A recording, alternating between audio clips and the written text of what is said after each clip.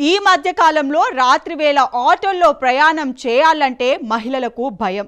ఎందుకంటే ఆ మృగాలు ఏం చేస్తారో అని. అందుకే ఏమో తెలియదు కానీ యువతి పని చేసే చోట పని నచ్చలేదని అన్నయ్య నీ దగ్గరికి వచ్చేస్తాను అని చెప్పింది.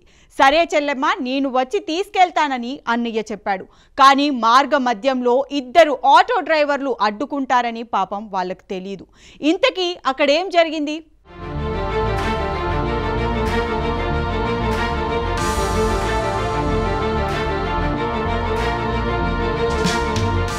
రాత్రివేళ అన్నయ్యతో కలిసి వెళ్తున్న ఓ యువతిపై బెంగళూరులో ఇద్దరు యువకులు దాడికి తెగించారు. ఆమెను అపహరించి లైంగిక దాడికి పాల్పడ్డారు. అనంతరం పారిపోతున్న సమయంలో బాధితురాలు కేకలు వేయడంతో స్థానికులు వచ్చి దుండగులను పట్టుకుని పోలీసులకు అప్పగించారు.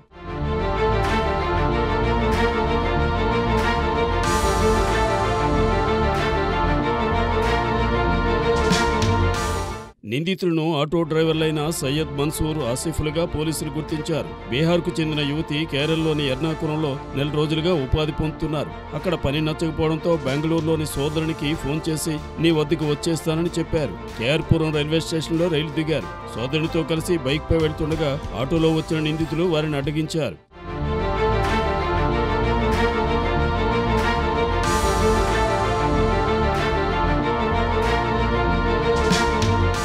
తొలుత బాధితురాలి అన్నయ్యపై దాడి చేసి కొట్టారు. యువతిని ఆటోలో అపహరించుకు వెళ్లారు. నిర్జన ప్రదేశంలో ఆమెపై అత్యాచారానికి పాల్పడి స్థానికులకు దొరికిపోయారని వైట్ఫీల్డ్ డీసీపీ శివకుమార్ గునారే వెల్లడించారు.